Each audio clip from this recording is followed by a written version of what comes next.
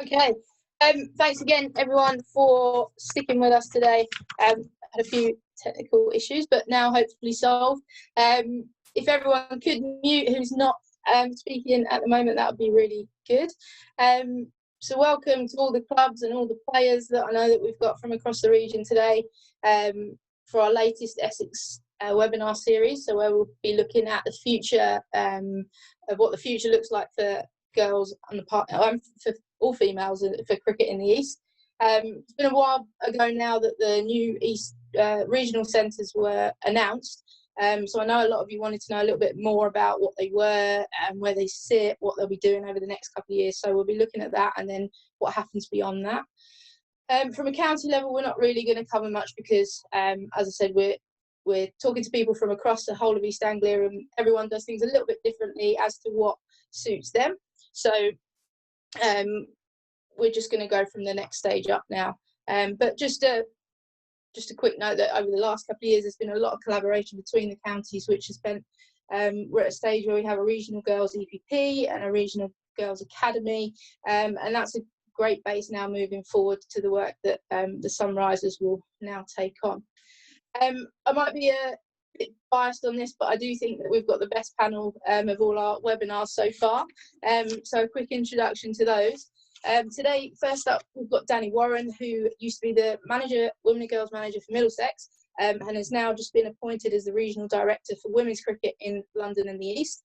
She's going to talk about a bit about her new role, what the regional centres are, and like I said, their plans over the next couple of years.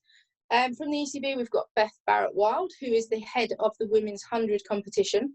But more importantly, she's an ex-Essex player and was part of the Kelvedon and Fearing crew that dominated the Beaumont Seymour Championships many years ago.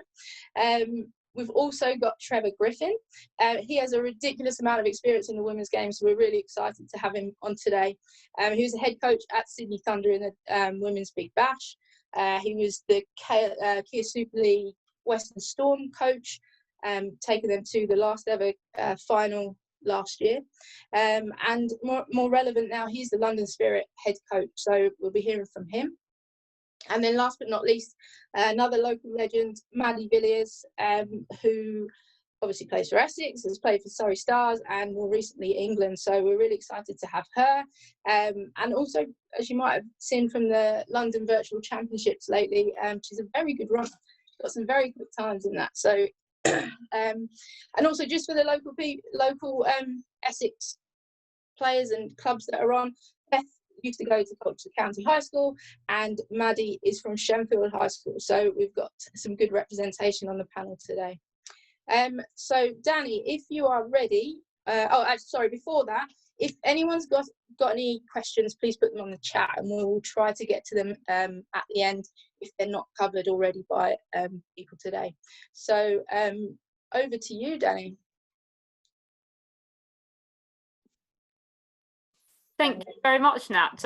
First of all, please be nice to me. I might not have Essex blood in me, but I've visited the county a few times, if that helps, and I've been on the wrong end of defeats by Essex. So yeah, be nice to me, even if I'm not originally from there. So anyway, thank you for inviting me. It's really exciting to be able to speak to everyone here and share a little bit of the vision that we have for the Sunrisers and where we want to take women and girls cricket across our region, and give you a taste. I'm told I've got 10 minutes, so I'm not going to be able to give you too much information in this time. I could probably talk all day about it, but this hopefully gives you a flavour, gives you a background, and I will no doubt speak to many of you again in the future. So just to mention my role, I have come from working with Middlesex with their women and girls in the performance side of things.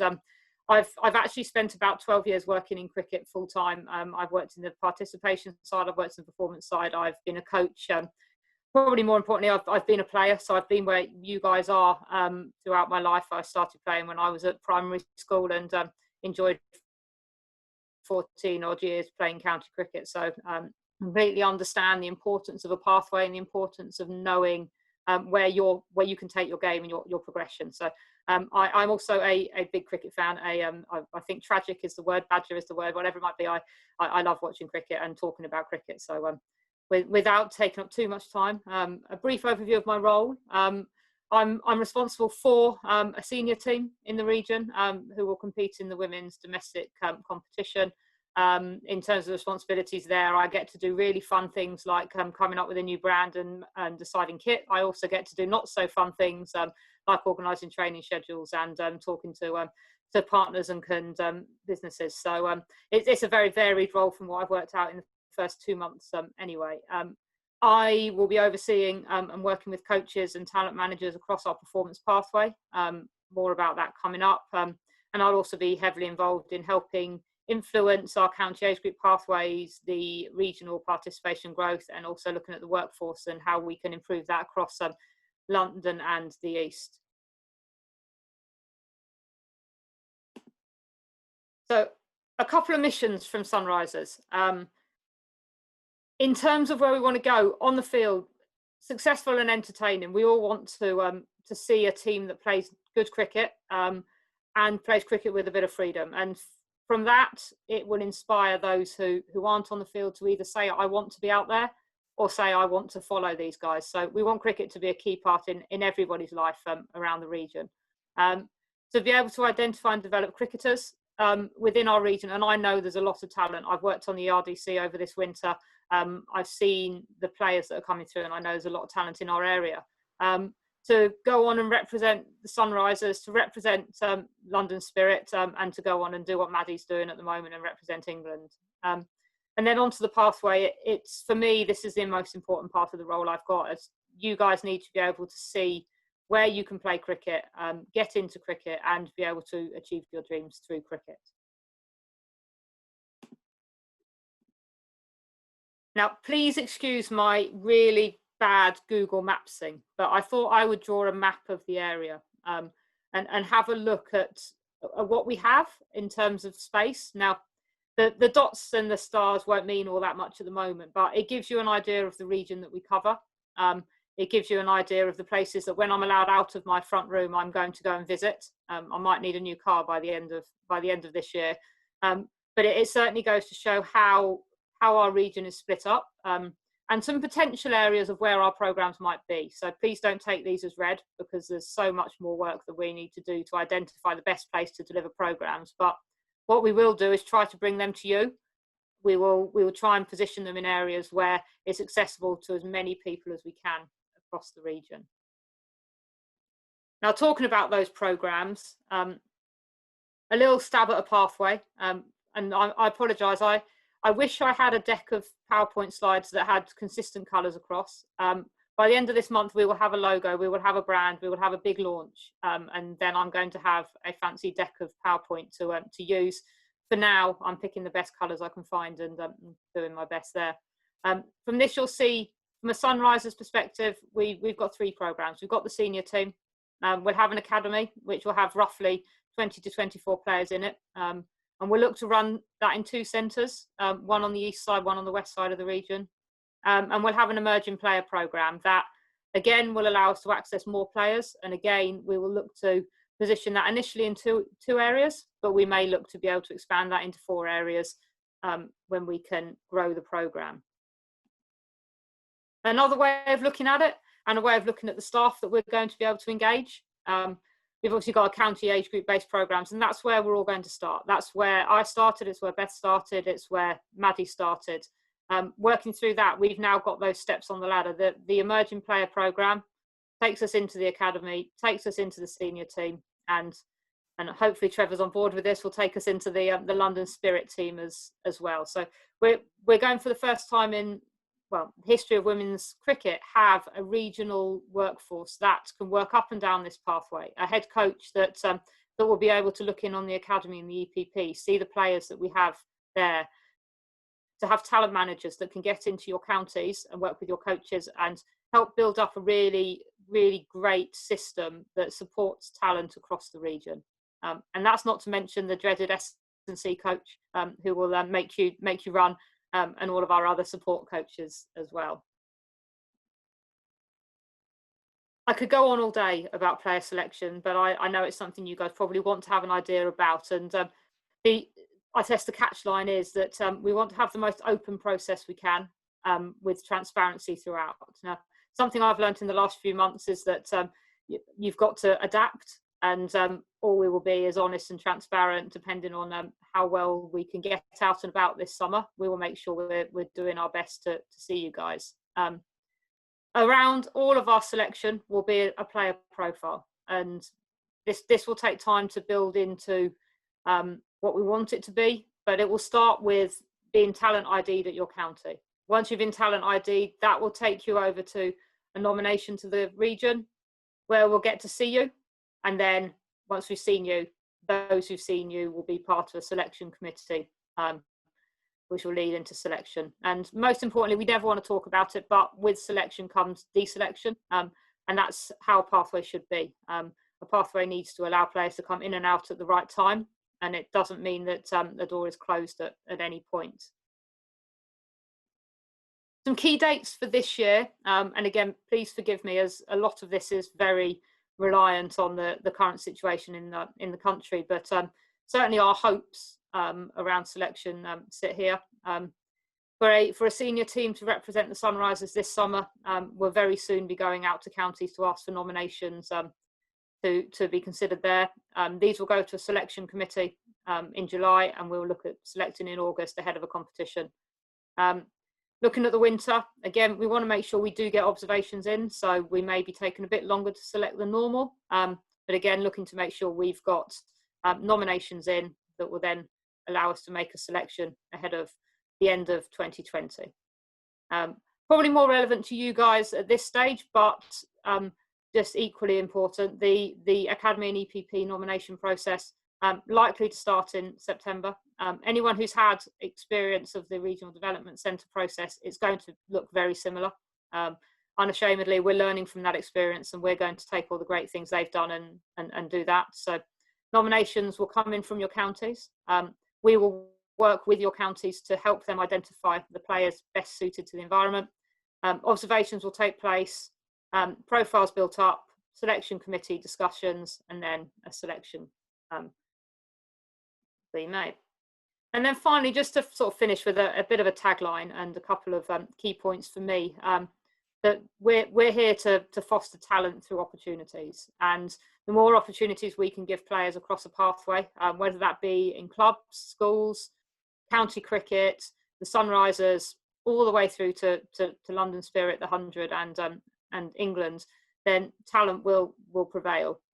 For me, a pathway has to be a pyramid. It has to get tougher the higher up you go, and that's going to be very important for everything that we're looking to build within our programs.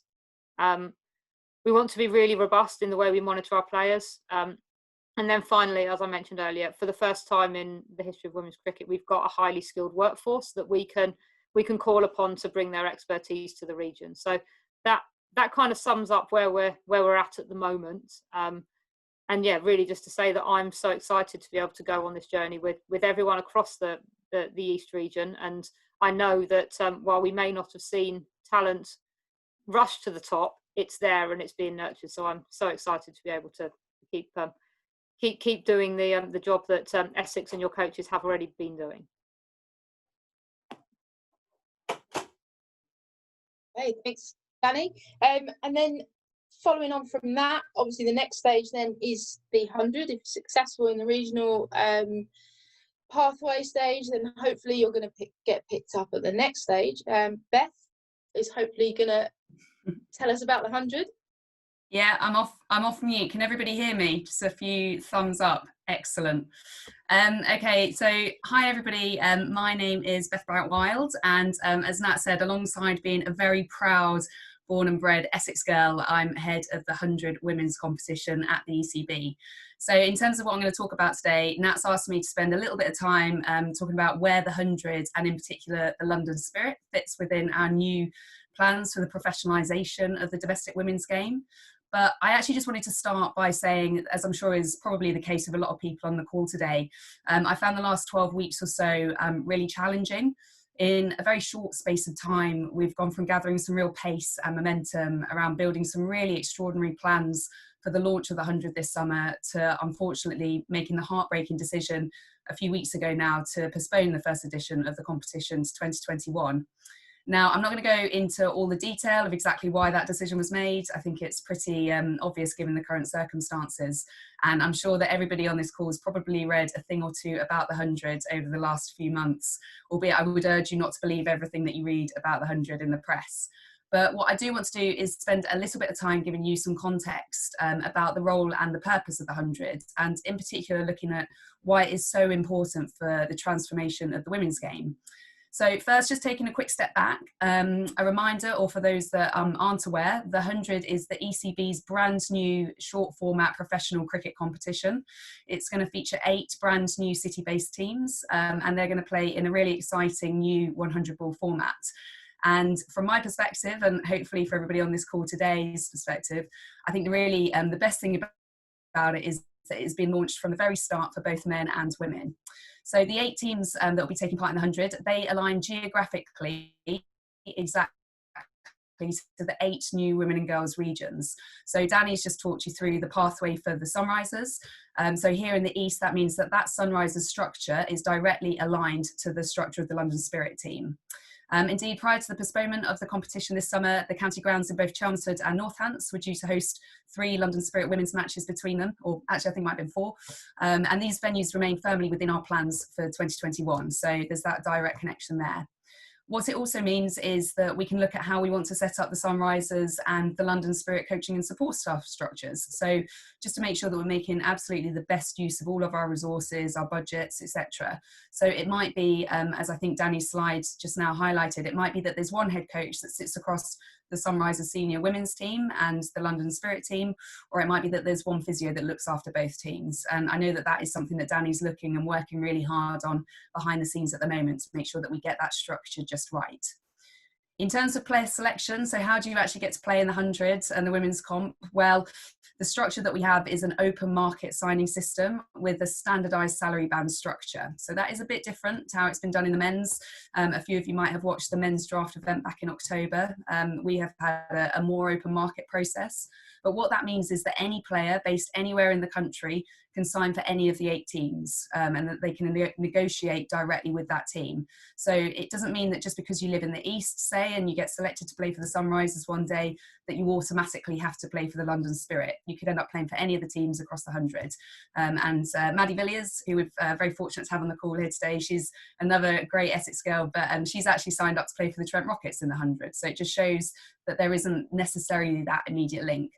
However, my instinct is that actually over the next few years, as everything develops and grows, I think we'll start to see more and more overlap between the 2 teams from a playing perspective, especially as we see sort of young up and coming talent coming through the structure, coming through those local pathways, playing county age group girls cricket, and through the regional structure. So I think we'll see more and more player overlap as things go on. The second thing that I just wanted to touch on is just a reminder really about what the real purpose is and the long-term objectives for the 100, particularly relating to the women's game. So as reiterated by ECB's Chief Executive Tom Harrison over the last few months, when we emerge and as we emerge from COVID-19, there's going to be an even greater need for the 100. I truly believe that our survival as a game in the long term is going to be dependent on our ambition to build on cricket's growing fan base. And I think this is even more relevant and indeed crucial for the growth of women and girls cricket. The 100 gives us the opportunity to create profile, visibility and scale like we've never seen before. Partners such as the BBC with free-to-air coverage and Sky Sports will enable us to catapult women and girls cricket to a new and wider audience. And I just want to reiterate that the women's comp within the 100 is absolutely not an afterthought. It is part of the very diverse fabric and tapestry that makes the 100 the innovative and diverse and representative event that it is. When I first started in this role around 18 months ago now, I actually identified 4 key objectives when I first sat down, and I was like, what will success look like for the 100 and the women's comp over the first 5 years? And I just want to sort of go through those with you now so that you can really see the scale of our ambition here. So first of all, world-class quality. So we want to set the 100 up as the premier domestic women's cricket competition in the world. We want to be the best. And that's not going to be easy. We've got some stiff competition, especially from a small competition, which Trevor Griffin actually coaches in, the Women's Big Bash League down in Australia. But I think that's something that we really have to aspire to. We have to aspire to play on that level and to create that scale. Secondly, more people watching. So we want to use the 100 to increase the reach of women and girls cricket by attracting greater attendances in ground, larger broadcast viewing figures, and a greater public profile. Thirdly, more people playing, and this is something that's really close to my heart. It's something that I care a lot about, but we want to use the 100 and the London Spirit in particular across the East region to inspire more women and girls than ever before to pick up a bat and ball and to fall in love with the game like I did 20 odd years ago. So how can we use the 100 and the London Spirit across the community to really create those connections and to connect the top of the game through to the grassroots? And then finally, revenue generation. And this is probably the most difficult one of the lot, but we want to use the 100 to start creating a sustainable revenue generating product for the women's game. And like I said, that's not going to be easy, especially in the current climate, but it's something that we really need to start addressing. How do we commercialise women and girls cricket to create a stable financial platform moving forwards? I just want to finish by saying that I don't believe that there's ever been a better time to be a female cricketer at every single level of the game. The opportunities, they're huge, they're massive, they're bigger and better than they ever have been. Having personally fallen in love with cricket 20 odd years ago now, and actually grown up aspiring to be Michael Atherton, who was the England men's cricket team captain at the time, I think we're really fortunate that young girls across the region picking up a bat and ball for the first time today, they don't have to look to the men's game for their inspiration to play anymore, because we have some incredible female role models playing cricket. And through the 100 and London Spirit, I think this group is only going to grow, and we'll have those local heroes that young girls can properly aspire to be one day. So yeah, whilst it's been really disappointing that our plans for the 100 and the launch of it this summer have had to be put on ice, I'm now really excited and looking ahead to 2021 and making sure that next summer really does represent another truly game-changing moment for women and girls cricket that I know it can be. So that's it from me, just on the 100 stuff. Nat, am I passing back to you? Yeah, thank you very much, Beth. I think that was a really good piece on the 100 and what an inspiration it can be to the girls around the county, and the whole cycle of more girls playing means more girls that hopefully from this area will represent at a higher level in future, but also they will then inspire the next generation to then play even more cricket. Just on that, with all these new opportunities, the stuff that Danny's just covered, what Beth's been talking about, there's only still, although there's a lot more than before, there's only so many places that will be available to those coming through. But there's so many more options now for girls to stay in cricket without actually playing cricket. So there'll be more coaching roles, more photographers will be needed. Commercialisation of the game will mean that we need some more business people involved in the game. Beth, you've had a few roles throughout before you got to this one. I don't know if you just want to give us a couple of those, talk us through a few of those, just to give the girls on the call, on the webinar, an example of what else they could possibly get involved in. Yeah, sure. I mean, I've been very fortunate. Like you said, I've had quite a few roles now working in cricket, but actually before I got into cricket, I did a geography degree at university, so nothing to do with sport. But I was very sporty growing up. So you mentioned that I used to play. I don't play as much anymore. But I think from a very young age, I actually wanted to either play in a World Cup final at Lords, probably with the boys, because that's what I thought I'd be doing, or I wanted to score the winning goal in an Olympic hockey final. So unfortunately, neither of those two things happened, but it meant that I always wanted to work in sport. So off the back of my geography degree, it gave me a really good grounding in terms of being able to kind of reason and write and sort of articulate my thoughts. But clearly it wasn't a direct pathway into sport. So I knew I wanted to work in sport. All of my friends were going off to be doctors, investment bankers, management consultants, etc. And that just wasn't quite for me. So I was very fortunate that I got an opportunity at university to be our sports federation president for a year. So that gave me a good grounding. But then off the back of that, my first proper job, I suppose, out of university, I worked for Rounders England, the national governing body for Rounders, as a regional development officer. So I actually looked after the whole of the East region here. So moved back in with my parents in Kelvedon, and sort of tried to make rounders a really massive sport here, which it was amazing. I had a great kind of 14 months there, just learning about sports development, grassroots sports development in particular, that inspiring everybody to want to play sport. But then from there, I got an opportunity to work at MCC in the media and comms office. So it was a bit of a switch across, but obviously I was very happy to get back into cricket. So media and comms background, had a little stint working with the England women's cricket team as their media manager, which I think I kind of described at the time as the best job in the world, because it meant that I got to travel the world, I got to go to World Cups, etc. But without the pressure of actually having to play in a World Cup final, which I kind of realised maybe that bit wasn't actually for me. But that was an amazing opportunity, amazing grounding. And yeah, since then I've had lots of other chances at the ECB. And I think that's one thing I would say actually is, as a woman in particular working in cricket, there are a lot of brilliant chances and opportunities out there now. So it's kind of really just sort of nailing down what space you want to work in. Is it in media? Is it in comms? Is it in marketing? Is it in the development side? Is it in event management? So I worked on the Women's World Cup in 2017 as well, and sort of behind the scenes in a strategic role there. So yeah, I mean, I'm sort of waffling on now, but lots of opportunities. And I think that's what I just said. I'd be sort of anybody on the call today that isn't quite sure what they want to do, but know that they want to work in sport. It's just about being really curious, and sort of being really open to trying different things. Like I didn't grow up thinking that I wanted to be a development officer for Rounders, but that gave me 14 months of really good grounding and meeting people, understanding the sector, understanding how things went together. And it was a really good foundation to then build on where I am today. So yeah, just be curious really, and open to different things. Awesome. Thank you very much, Beth. That's a really important thing, I think, because there's so many opportunities now in cricket, and for the people that maybe aren't on the elite pathway, you can still be involved in the elite pathway, and that's what we really want to see going forward. Okay, thank you, Beth. So Trevor, we're coming over to you. Like I said, you've obviously worked across a whole range of top level female teams.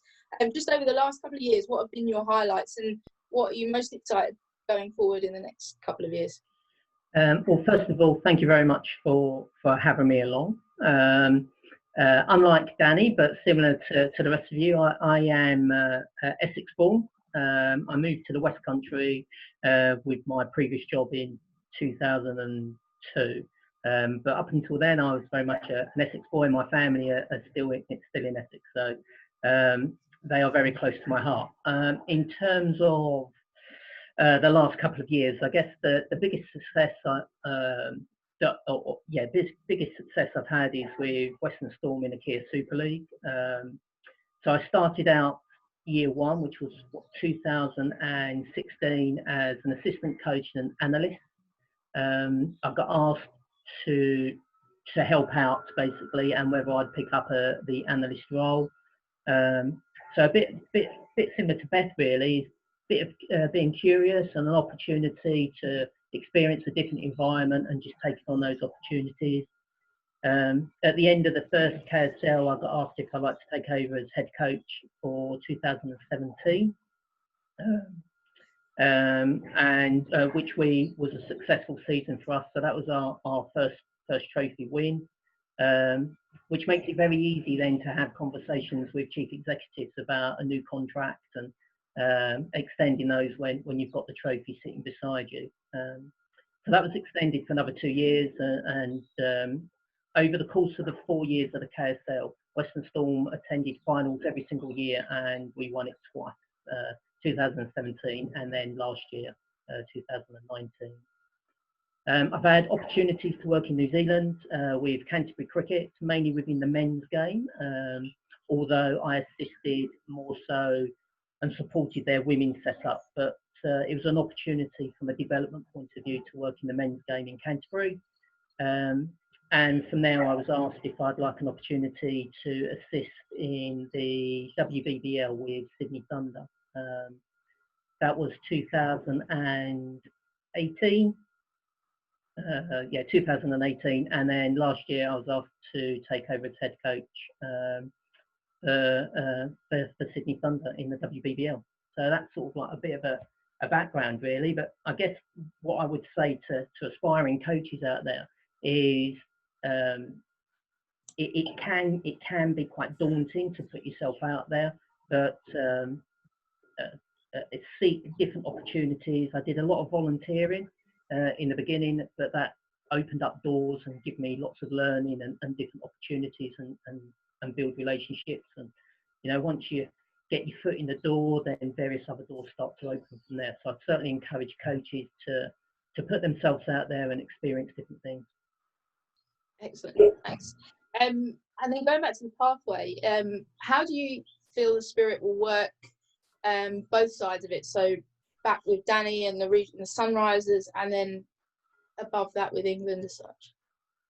Yeah. So from my perspective, with London Spirit for 2020, so for this year, we didn't have the regional structure in place, but for me, I think it's really important that we build relationships with all the pathways and with our linked counties.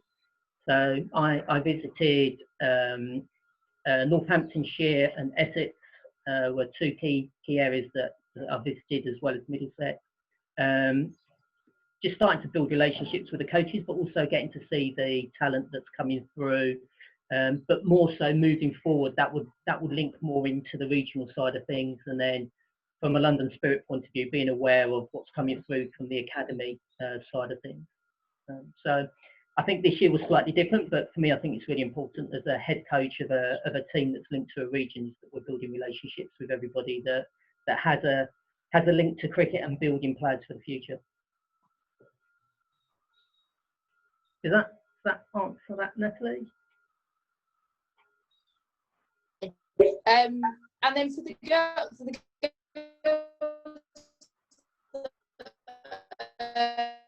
Well, Natalie, you're breaking up. I don't know whether that's me or what advice? I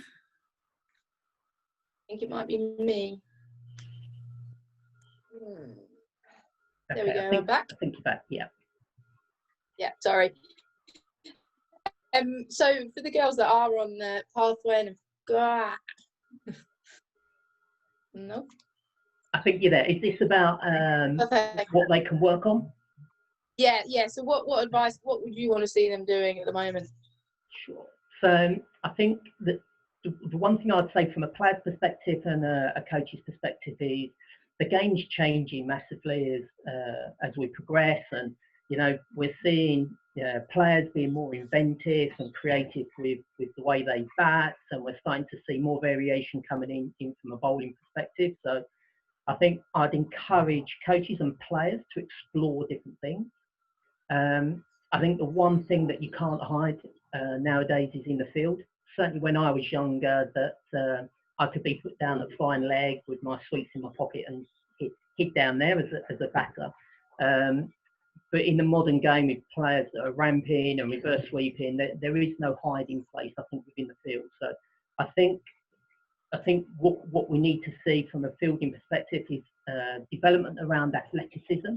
So it's not just general fitness side of things, but how players move, their agility, their ability to go to ground, that commitment to throw themselves around, really. So back to the old-fashioned ABCs of agility, balance, coordination, speed. There'll be things that I'd certainly encourage players to work on. As I said, that you can't hide within the field, and I think that's a key thing moving forward, that we want to see our cricketers be athletic, real athletes. Thank you, Trevor, and I think that's a very important thing, and it's something easy to do at home as well, especially in the current conditions, to work on getting to ground and improving your athleticism as well. I think just quickly on that, one thing I've sort of seen and experienced myself as a club coach, that you have a wet weather day, so we cancel training. Well, actually, rather than cancel training, let's still keep the players in. We can indoors do a bit of tactical work with them.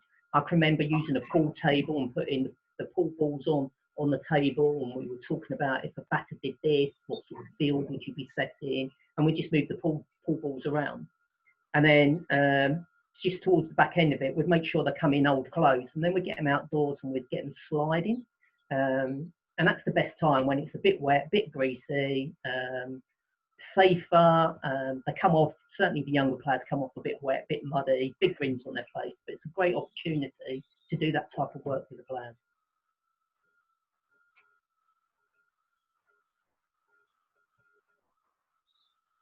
Are you still with us, Nat?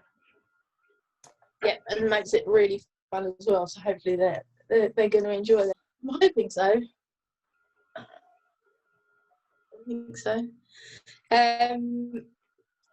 Okay. No.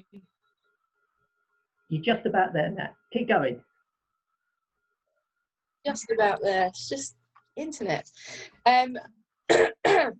Okay, so I think that's a few of our questions. We've got a few more coming later that will hopefully you'll be able to answer as well. But over to Maddie. Thank you, Trevor. Obviously, today we had the announcement that the England women will be returning to training. What are you most looking forward to, or what have you missed the most? Yeah, thanks for having me first, Nat. It's been quite interesting, really. Yeah, so we go back next week, and I'm quite interested to see if I can actually play.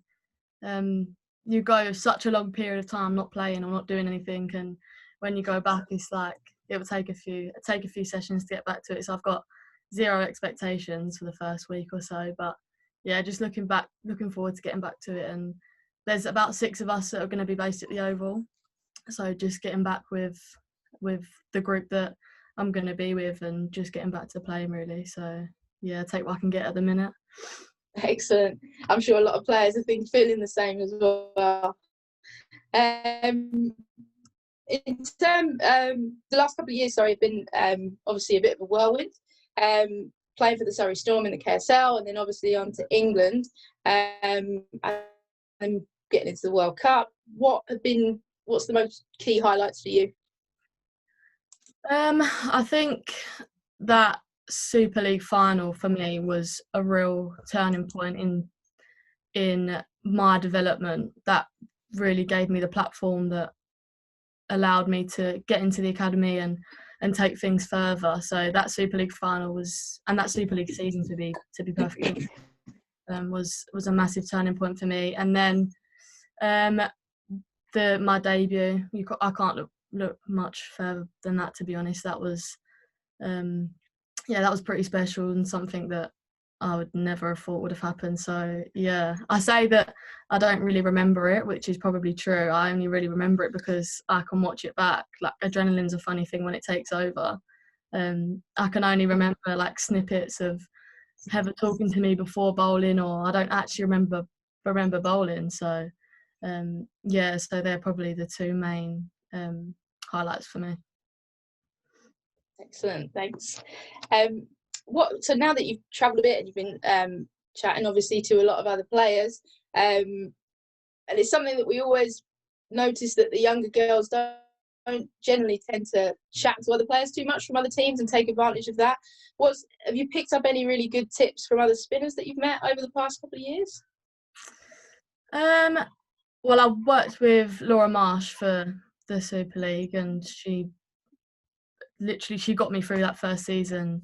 There was times when I still to this day don't know what I'm doing sometimes. So she's so level-headed and so calm. She really got the best out of me, I think, in that first Super League. And yeah, some of the stuff that she's taught me and how to approach games, and I never used to do any of the analysis stuff, so I'd never really do my prep beforehand, and she taught me the importance of actually doing that and going into the game with an upper hand rather than getting caught on the back foot in the game. So yeah, that would probably be one of the main things, is doing your prep, and it is pretty important. As much as it's the stuff that you don't want to be doing the night before, you probably just want to be chilling. But yeah, so that's the key for me, the prep. Excellent.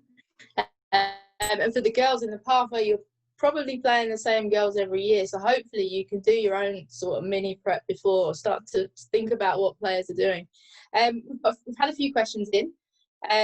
So to you, Maddie, from Emily in the Essex Under-13 and also at Shenfield High School, did you always play within a boys team? And if so, what age, if at all, did you move to girls only? And then to the others, anyone else on the panel that wants to jump in, are there any thoughts on mixed junior and adult cricket and the development for players? I didn't actually play any boys club cricket. I was fortunate enough to be in an all-girls side at Bentley, and I played in a few other clubs as well. I played boys cricket at school, and I played up until I left. I played boys cricket. I think it's so important to put yourself in an environment that's so competitive, and it just, yeah, when I'm in a competitive frame of mind, it brings the best out of me. So yeah, I think I wanted to play as much boys cricket as I can. I did play some men's cricket actually for a side, and I played 2 or 3 games, but it wasn't for me because yeah, at the time I was probably not wanting to play cricket anyway, so that wasn't beneficial for me. But yeah, like if as long as you can play boys cricket, I highly encourage it because it just sets you up in the long run for the competitiveness and the pace of the game. Like women's and girls cricket is coming on massively, so over the next few years you probably won't need to play boys cricket, but at the moment yeah, play for as long as you can. Excellent. Danny, Beth or Trevor, anything to add on that? Yeah, I think I would echo exactly what Maddie has said there. I think the women and girls game, we've seen the pace of change, especially I think over the last 5 years, and how the game is really developing and the opportunities to play are developing. And I don't think there's as much a need as when I first started playing to have to play boys or girls cricket. I think you can choose. I think from my perspective, so I can see Chris Lefwich is on the call here. He's the chairman at Kelvedon and Fearing Cricket Club, which is where I first started playing. And look, I was very, very fortunate that I had a brilliant experience there. But I was the only girl in the club for quite a long time.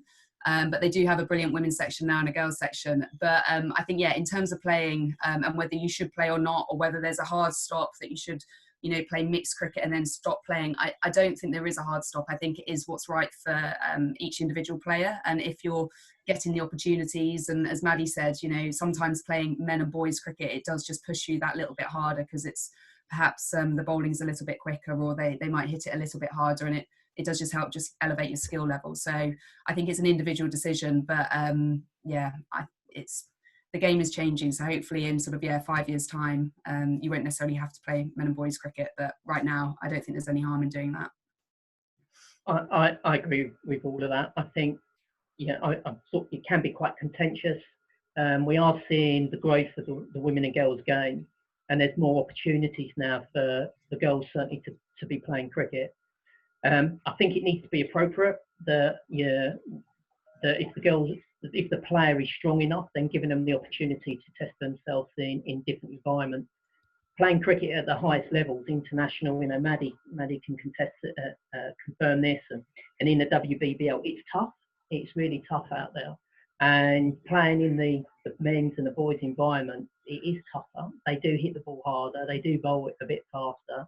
And they're perhaps not forgiving if you drop a catch.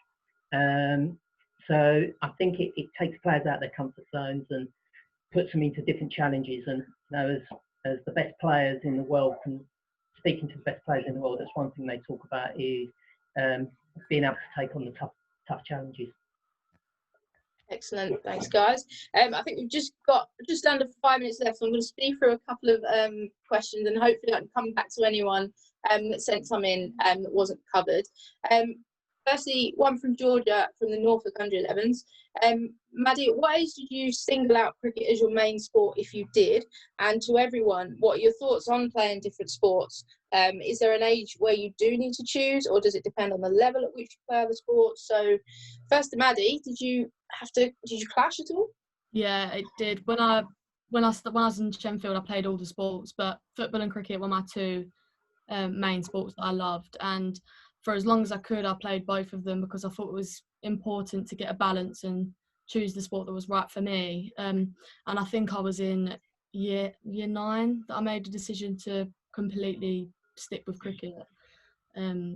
Yeah, and as long as you can play the 2, then go for it. As if it's not too demanding and it's doable, then yes, to play all the sports. Excellent. Yeah, I think play as many different sports and do as many different things as you possibly can. I think there's a number of benefits in terms of the skills you develop within hockey, with your hand-eye coordination, the way you move, that's going to benefit cricket. Tennis, you think about a forehand down the line, very similar to running across, picking up the ball and throwing it cross body. So that's a good thing from that perspective. So there's a number of, all the sports have lots of crossovers. So I think it's important for them to experience that, as well as from the social side of things and interacting with different people. Yeah, definitely.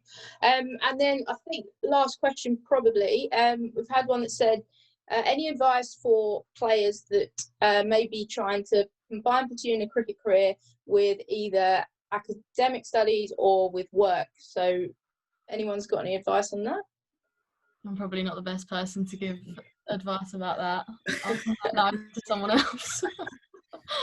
I suppose I can talk in terms of sort of growing up through school and university and combining playing cricket and hockey to a fairly high level and studying. I just got very good at time management.